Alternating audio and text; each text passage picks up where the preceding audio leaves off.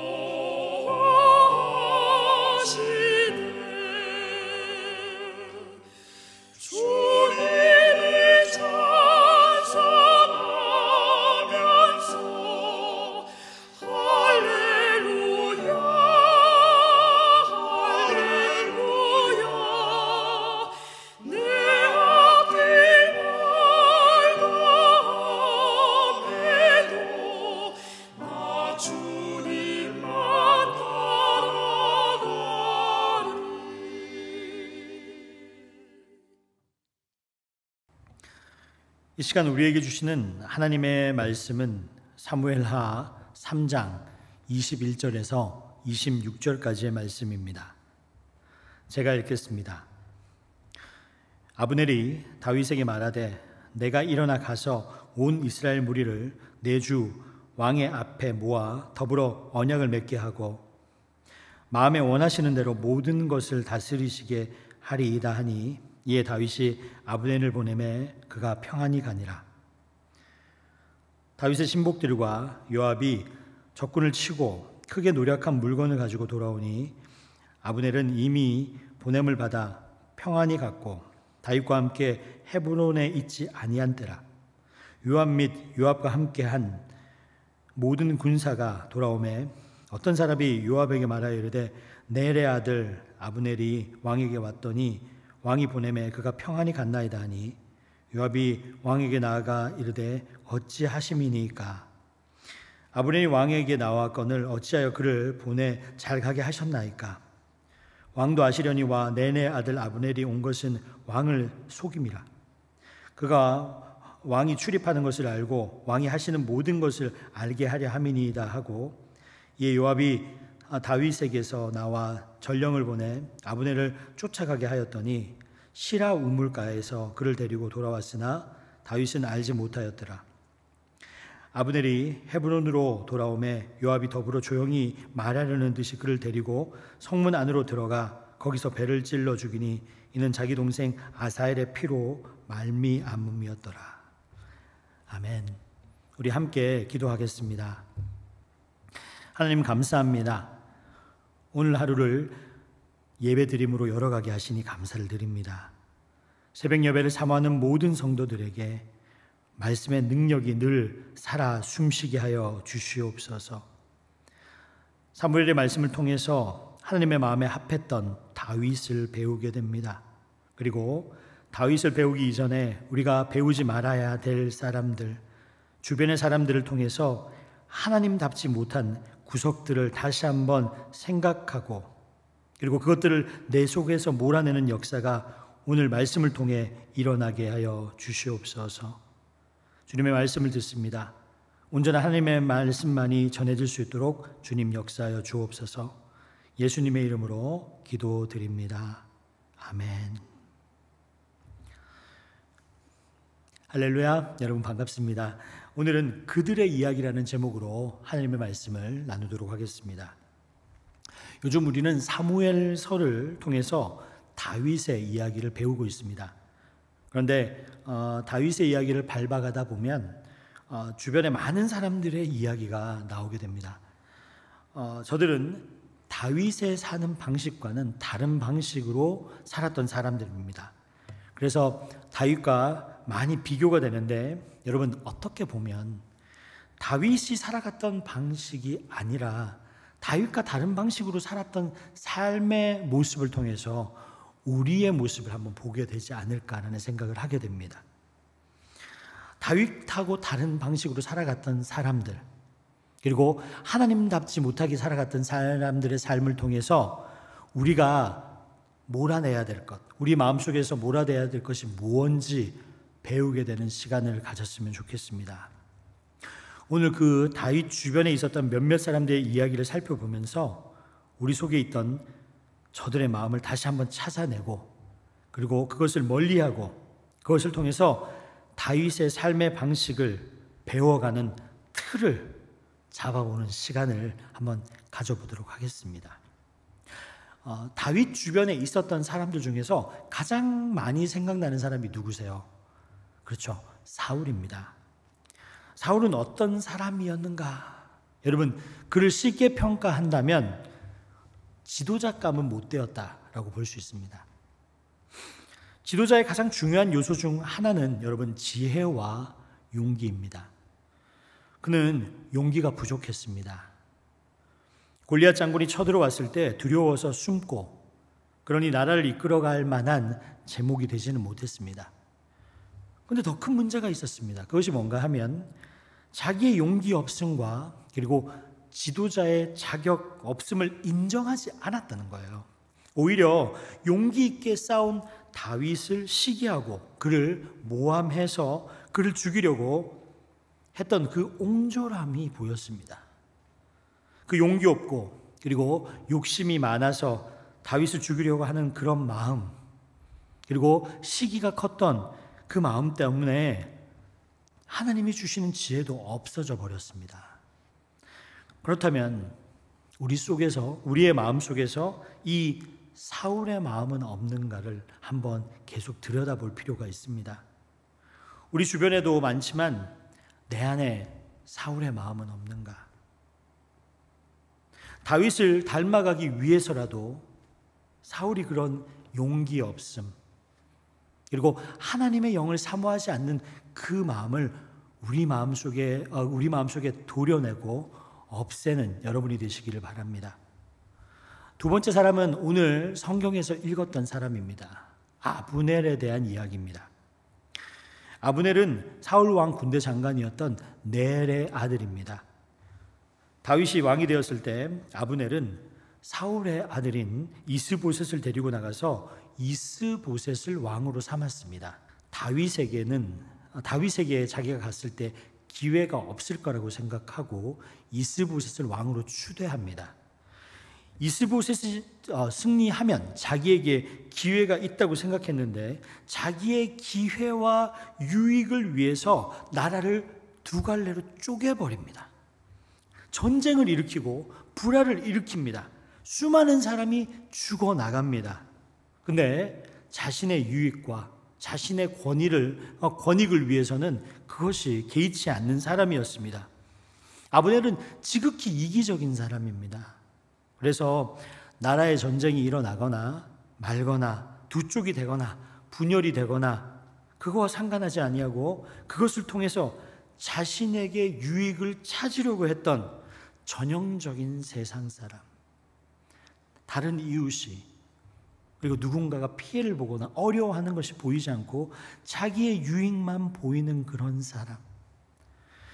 힘이 없으면 굽신거리고 그리고 힘이 생기면 오만하고 자기 유익만 있으면 전쟁이 일어나도 상관없고 남이 죽거나 말거나 관계없이 그냥 자신의 유익을 위해서 살았던 전형적인 세상 사람의 모습을 우리는 아브넬에서 찾을 수가 있었거든요. 그런데 여러분, 혹시 우리 안에 그리고 내 안에 아브넬의 마음이 없는가를 한번 살펴볼 필요가 있습니다. 만약에 그런 마음이 내 속에 남아 있다면 그것을 없애게 되는 시간이 되기를 주님의 이름으로 축원합니다. 세 번째 주변 인물은 요압입니다. 요압 장군은 다윗의 군대 장관이었습니다. 많은 공을 세운 유능한 능력이 있는 사람, 소위 말해서 다윗의 오른팔과 같은 사람이었습니다. 아브넬이 이스보셋과 갈라져서 다윗을 찾아옵니다. 다윗은 아브넬이 자기에게 돌아오니까 그것을 그냥 받아줬어요. 왜 그랬을까 한번 생각해 보았습니다. 다윗은 어떤 사람인가 하면 아무리 적이라고 해도 자기를 대적하지 않으면 싸우려고 하지 않았습니다. 적이라고 하여도 아브넬이 적이지만 자기 편으로 오면 자기 편으로 써서 하나님의 일, 화평케 하는 일을 도모하는 성향을 가진 것이 다윗이었습니다. 그래서 아브넬이 돌아오니까 그냥 그것을 받아줍니다. 그만큼 이 나라의 전쟁이 줄어들 수 있는 기회지 않았는가, 그렇게 생각했을지도 모릅니다. 다윗에게는 그리고 한 마음이 더 있었습니다. 그게 뭐냐면 적이 돌아오지 않고 설령 자기를 대적한다고 할지라도 하나님이 기름 부은 사람과는 싸우지 않는다, 죽이지 않는다라는 원칙이 있었습니다. 자기가 차라리 죽는 한이 있어도 죽이지 않는다는 것이 다윗의 원칙이었는데, 그래서 아브넬을 받아주고 그냥 돌려보냅니다. 그런데 요압 장군이 그 이야기를 듣고 다윗을 이해하지 못했어요. 그리고 몰래 쫓아가서 결국 아브넬을 죽입니다. 여러분, 임금의 뜻이 있는데, 그리고 임금이 나라에 대한 어떤 정치적 철학과 신념이 있고 그것이 있는데 요압 장군이 그것을 중요하지 않게 생각을 했습니다. 왜 요압이 아브넬을 죽였냐 하면 아브넬이 자기 동생을 죽인 원수였기 때문입니다. 여러분, 다윗은 왕이거든요. 그런데 아브넬을 죽이고 살릴 권한은 왕에게 있는 것이지 요압 장군에게 있지 않았습니다. 그런데 요압은 자신의 스스로 사사로운 감정이 왕의 명령을 앞섰습니다. 왕의 명령을 무시하고 그리고 아브넬을 죽이는 오만함을 범했습니다. 다윗은 극노합니다. 심지어는 요압을 저주합니다. 여러분, 요압과 같은 마음이 우리 안에 있지 않는가를 한번 보아야 됩니다. 여러분, 우리의 왕은요, 하나님이십니다. 하나님의 나라를 다스리는 그런 철학이 있고 신념이 있고 그리고 하나님의 통치의 방법이 있습니다. 우리와 생각이 다릅니다. 우리가 이해하지 못할 수도 있습니다. 그런데 우리의 사사로운 감정과 유익과 그리고 세상적인 판단이 다를 때 우리는 왕의 명령을 쫓는가 아니면 우리의 생각을 쫓는가, 왕의 명령을 무시하고 나의 유익을 쫓는가를 다시 한번 보아야 됩니다. 여러분, 그렇게 되면 우리가 우리의 유익을 쫓게 되면 왕의 명령을 따르지 않게 되면 우리는 복을 받을 수 없습니다. 이 요압의 이야기에서도 우리의 속에 있는 그 같은 불신앙적인 면 그리고 하나님을 무시하는 면, 제 고집, 제 마음, 제 감정대로 살려고 했던 요압의 마음이 없는지 늘 경계해야 합니다. 우리는 하나님을 왕으로 모시고 사는 그리스도인임을 명심하시기를 바랍니다. 이제 마지막으로 생각할 사람이 있습니다. 그는 이스보셋입니다. 이스보셋은 자기 아버지 사울처럼 용기가 없는 사람이었습니다. 신하인 아브넬의 공갈에도 꿈쩍도 못했습니다. 두려워했다라고 적혀 있죠. 저는 이게 참 부끄러웠습니다. 왕인데 왕답지 못하게 사는 것, 그리스도인인데 그리스도인답지 못하게 사는 것. 여러분, 삶에서 중요한 것 중에 하나가 뭐냐면 바로 용기입니다. 여러분, 그리스도인은 비겁하거나 비굴하면 안 됩니다. 왜냐하면 우리는 이 세상에서 하나님의 나라를 확장해야 할 하나님의 군사요 그리고 하나님의 사람들입니다. 여러분, 용기 없는 사람은 하나님의 사역, 하나님의 일을 할 수 없습니다. 왜냐하면 악한 세력이 교회를 쓰러뜨리려고 하고 그리고 세상의 힘이 너무나 강력하기 때문입니다. 사울 왕에게도 그 용기가 없었고 이스보셋에게도 용기가 없었는데 우리 마음속에 한번 우리가 봐야 될 것이 있습니다. 나에게 용기가 없는가? 진짜 하나님을 위한 그리고 세상이 올바로 나아가지 못할 때 그것을 이야기할 수 있는 용기가 나에게는 있는가? 그걸 한번 살펴보아야 됩니다. 세상은 강하고 아브넬은 나보다 더 세고 나를 죽일 수도 있겠다 싶어서 옳은 말 하고도 두려워하고 쑥 들어가 버리는 그런 모습이 나에게는 있는가? 한번 살펴보십시오. 하나님을 믿는 사람은 그 믿음 때문에 더 당당해야 됩니다. 다윗이 위대했던 것은 하나님 앞에 하나님의 이름으로 당당하게 맞섰기 때문입니다. 그가 골리앗일지라도 하나님께서 주시는 지혜와 용기 안에서 세상과 맞서 나가는 그리고 하나님의 공의를 지켜나가는 여러분이 되시기를 주님의 이름으로 축원드립니다. 이제 말씀을 마무리하려고 합니다. 다윗을 배우고 따라가는 것도 여러분 중요하지만은 다윗과 다른 삶을 살아서 승리하지 못하고 성공하지 못하고 도리어 그 삶을 힘겹게 했던 다윗 주변의 사람들을 우리는 볼 필요가 있습니다.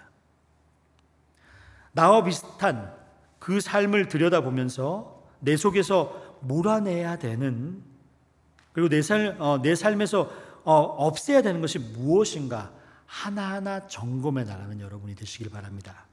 그래서 성경은 여러 사람들의 이야기를 적어 놓았습니다. 하나님을 믿는 사람 그리고 하나님을 믿지 않는 사람들의 특징을 적어 놓음으로 말미암아 나를 반추할 수 있고 그리고 내 속에서 몰아내야 될 것이 무엇인지 볼 수 있기를 바라는 영적인 눈이 뜨이기를 바랍니다.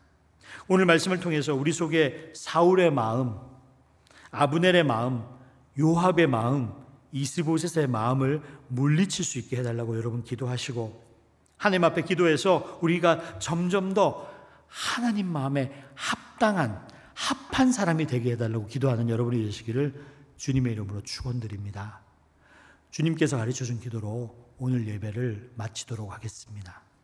하늘에 계신 우리 아버지여, 이름이 거룩히 여김을 받으시오며 나라가 임하시오며 뜻이 하늘에서 이루어진 것 같이 땅에서도 이루어지이다.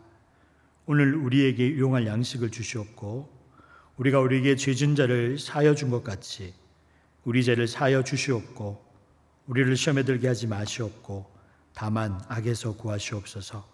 나라와 권세와 영광이 아버지께 영원히 있사옵나이다. 아멘.